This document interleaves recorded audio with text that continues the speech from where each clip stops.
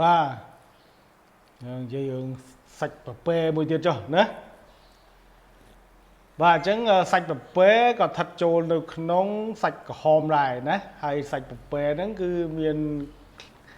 សាច់ក្រហមមានខ្លាញ់ទាបជាងសាច់គោហើយនិងសាច់ជ្រូកអញ្ចឹងសាច់ប្រពែល្អជាងសាច់គោសាច់ជ្រូកណាប៉ុន្តែក៏វាថ្លៃជាងណាហើយមានប្រូតេអ៊ីនខ្ពស់និងមានតម្លៃអាហារូបត្ថម្ភល្អអញ្ចឹងសាច់ប្រពែល្អជាងគេប៉ុន្តែសាច់ប្រពែវាថ្លៃណាបាទនេះចិញ្ចឹមប្រពែល្អណាចំប្រពែល្អជាងគោល្អជាងជ្រូក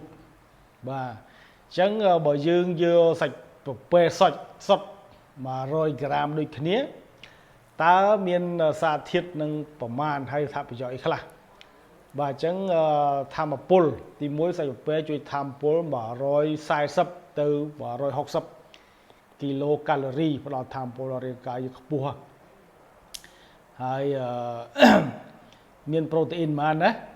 បាទអញ្ចឹងមានប្រូតេអ៊ីន26ទៅ27ក្រាមជួយសាងសង់សាច់ដុំណាជួយជួសជុលកោសិការបស់យើងហើយសាច់ប្រពែមានប្រូតេអ៊ីន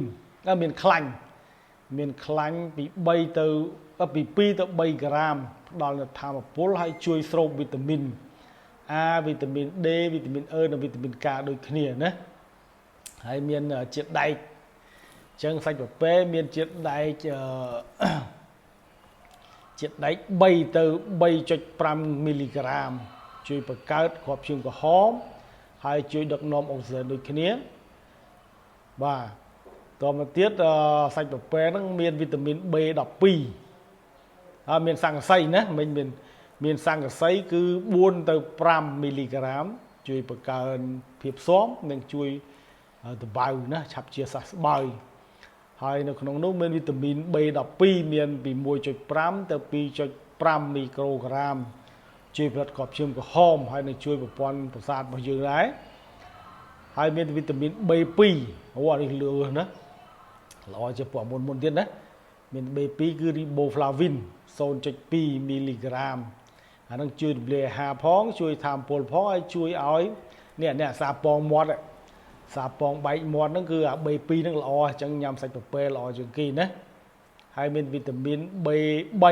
Thiacin នេះវីតាមីន B3 ហ្នឹងគឺមាន6ទៅ7មីលីក្រាមជួយរំលាយអាហារនិងជួយប្រព័ន្ធប្រសាទដូចគ្នាហើយក្នុងនោះគឺមាន phosphorus ដូចកាល់ស្យូមដែរណាជួយឆ្អឹងនិងជួយធ្មេញ